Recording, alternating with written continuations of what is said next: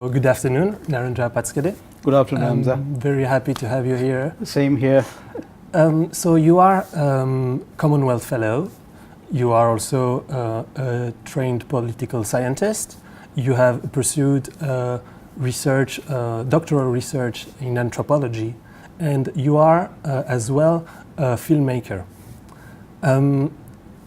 You are also a multidisciplinary artist. Yep. And you have worked on this issue of form as history, which is a concept that you have created recently for your art project.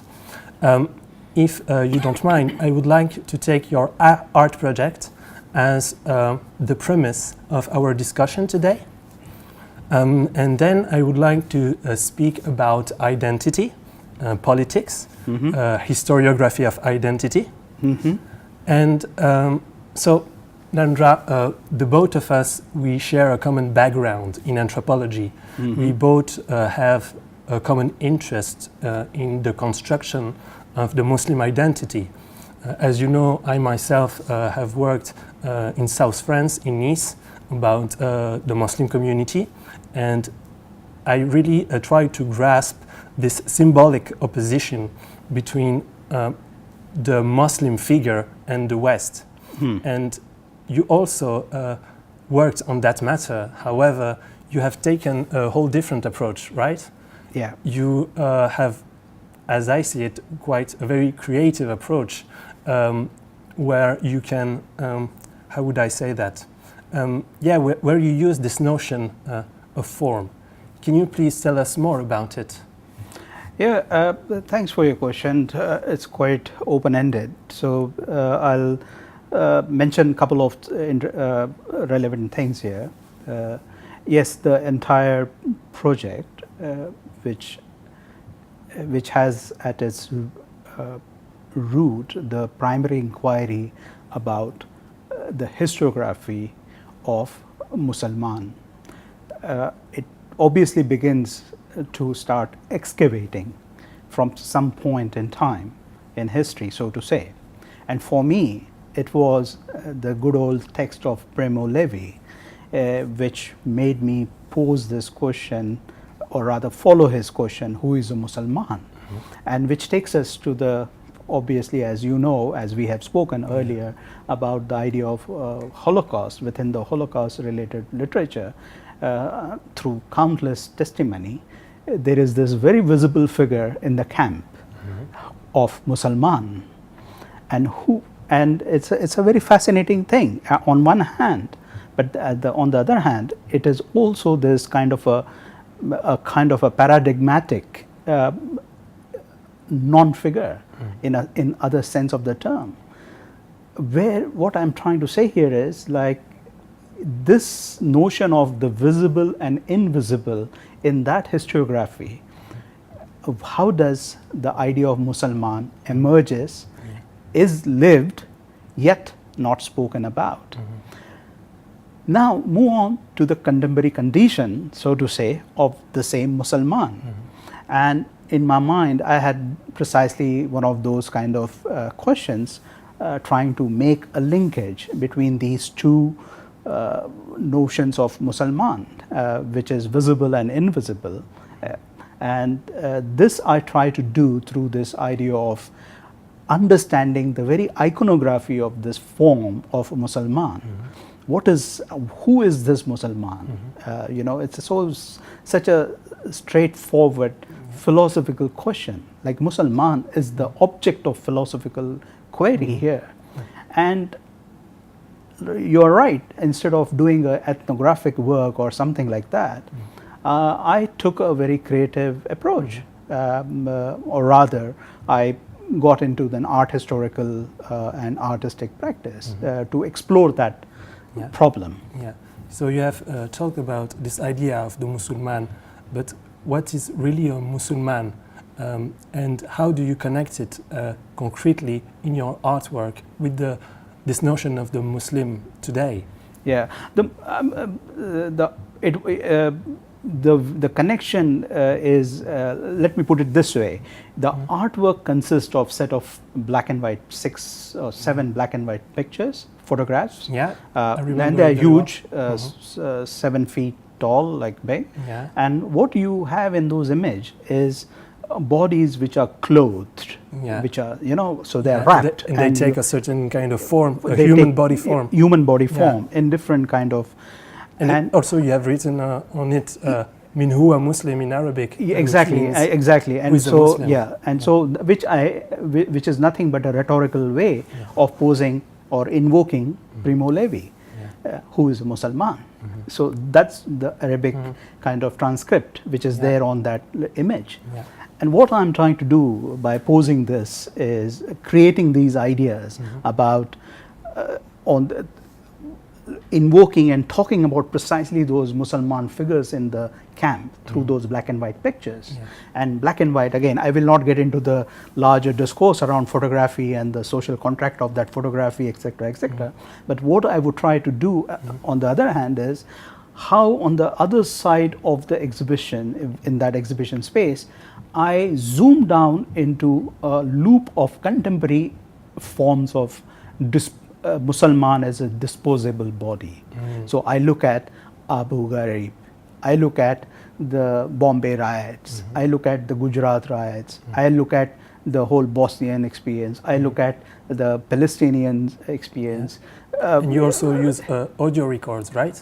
I look at our audio record, but I also talk about the Syrian. The Syrian kid. The Syrian kid, yeah. Who was, we found him dead on the beach. On the beach, he comes around, So all these disposable bodies. So when you juxtapose these two elements, like the black and white images, and on the other side you have these small, in terms of dimension, small in a loop structured, as if it is the figure becomes a loop reality of disposable Muslim bodies. These two create a great kind of juxtaposition on one hand. But to understand this juxtaposition, what I offer is a kind of a contemporary sonic arc of history. And what I mean by that, let me explain to you what I mean by that. It is essentially a device. It is a sonic device that I use wherein I'm making this historic discourse connect with each other. On one hand, I have this sound recording of Eichmann trial wherein a doctor is defining and giving a testimony about the body of a Muselmann in the camp. On the other hand, I have the body of this individual Omar Kader, the Canadian in Guantanamo, who was detained. And who has been released, and now recently Canadian government apologized, gave him a $10 million compensation for a wrongful, set of acts, etc., etc. So how these there is this testimony, there is this recording of Omar Kader, who is a Muslim, talking about his own body in Gitmo. And he's talking to an agent of the state in this case. While in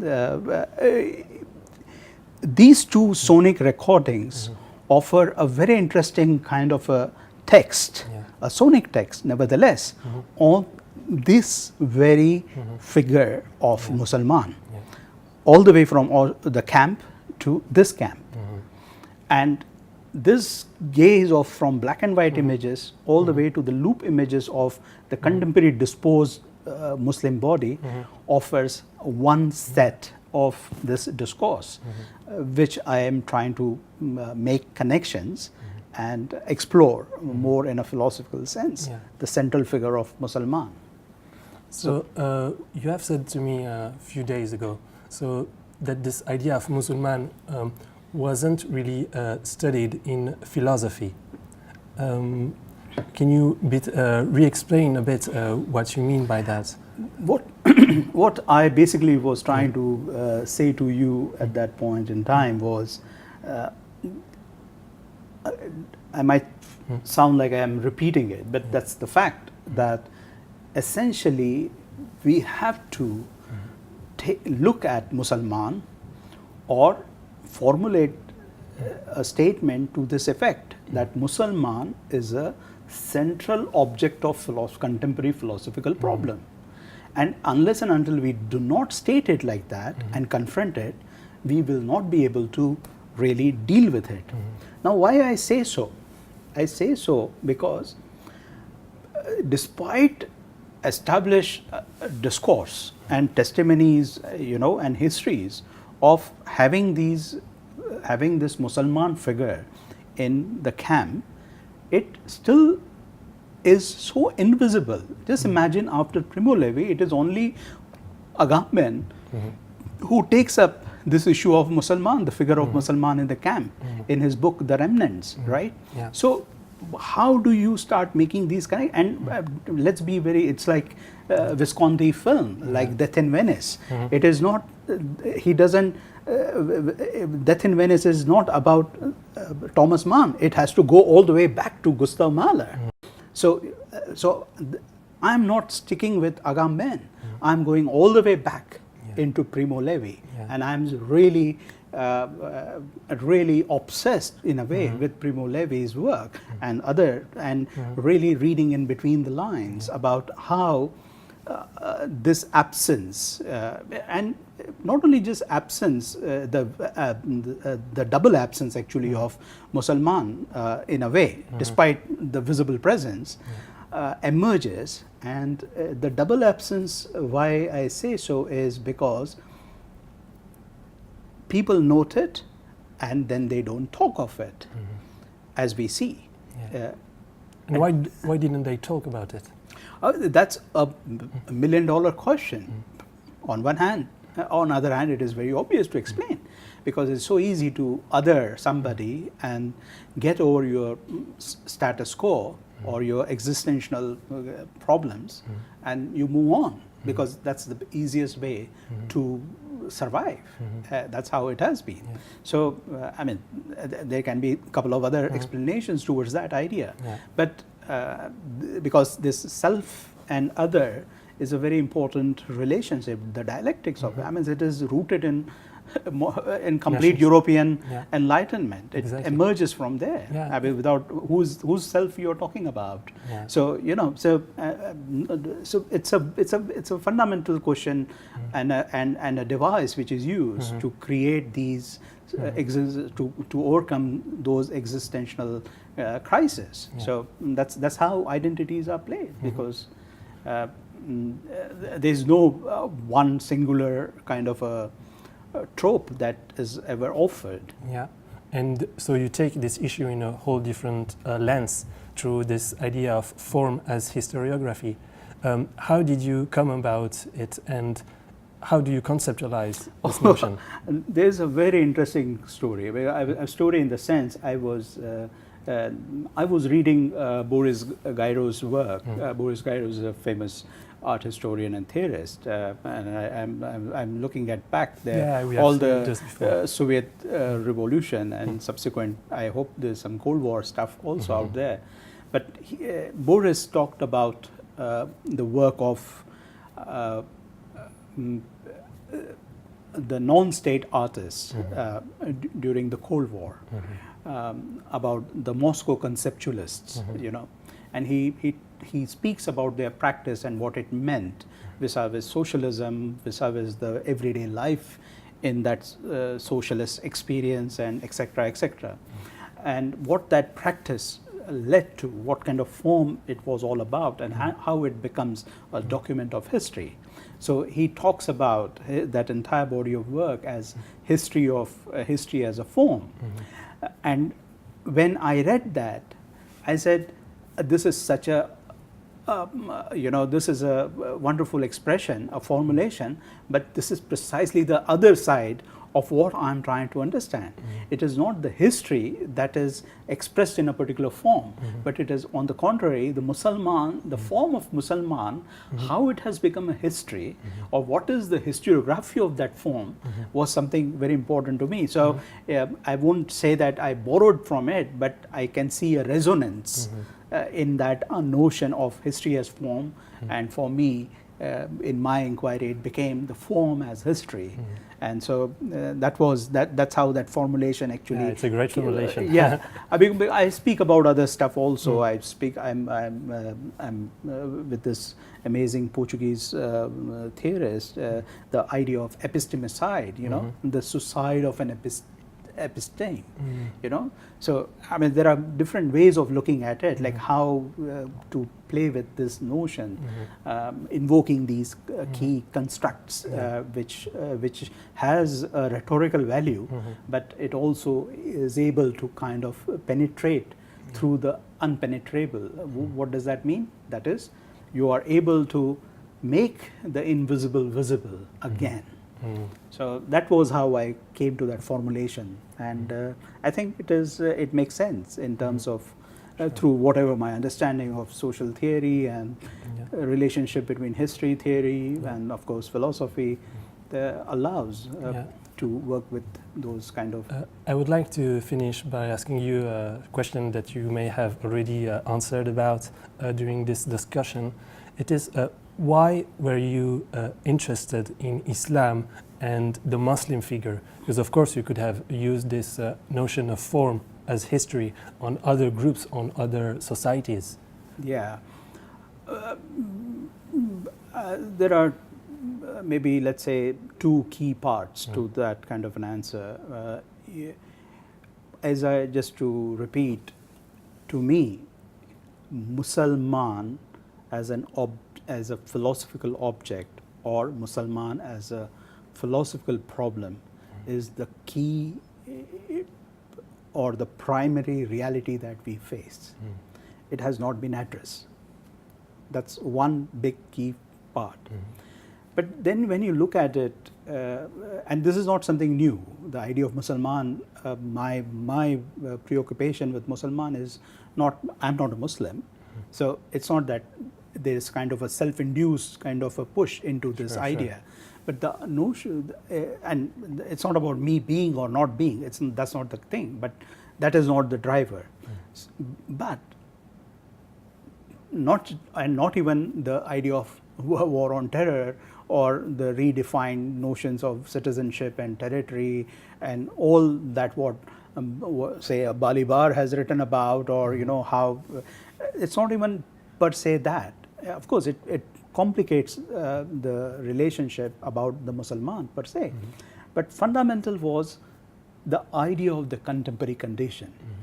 Now from an art historical discourse, the preoccupation about the contemporary condition is somehow invented in the Cold War period, and that condition is moved even now onto, like in this first part of the 21st century, and that condition still has the Muselmann as the central problem.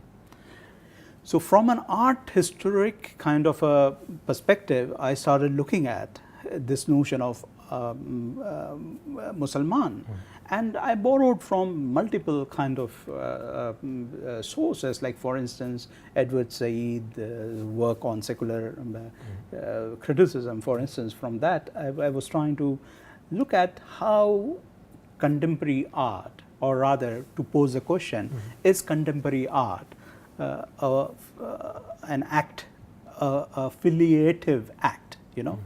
Edward gives these two concepts of filiative and affiliative, the umbilical origin, the nature kind of filiative kind of category. And then you have this affiliative, which is all about the situatedness at the cross sections of multiple history. For instance, you're Swiss, you're born in Switzerland, and somebody will say, but you're not Swiss. So that is a filiative kind of a response coming in, as against the affiliative, where oh, you're a migrant, you're part of this post-colonial, or you know, blah blah blah, these other discourses, and you're situated in a particular way. So my whole question was, at the same time, is contemporary art an act, or is contemporary art a filiative act itself? So now you can see it was this multiple kind of point of entries which were kind of bringing me to this issue, or offered me the tools to inquire. But the central problem of our century is who is Muslim. the Muselmann? Exactly. And that is very important. And I think that is what we need to really somehow come to terms with and be enlightened about it. Because it's not just identity issues, because identity and all nation state are as old as modernity. And the choice between this filiative and affiliative, these two categories, is driven by fear, anxiety, violence, which in turn keeps producing, reproducing. So it is modernity is regurgitated. It keeps almost like a loop. Yeah, that is what itself. it keeps coming. Yeah. So you have the modernity, it really leads to the same questions around identity. So it's a kind of a big loop that we get in. How do you break it? So we need to have those kind of inroads. Exactly. And doesn't mean that you can do it only by text or so. So that was a choice I also make to inquire and dabble with this issue through art rather than doing a big book in philosophy or something like that, or anthropological text per se. But of course, I derive from all those things at the same time. So thank you very much for your time and for sharing your thoughts, Narendra. Thank you. This was delightful. It was a pleasure to have a chat.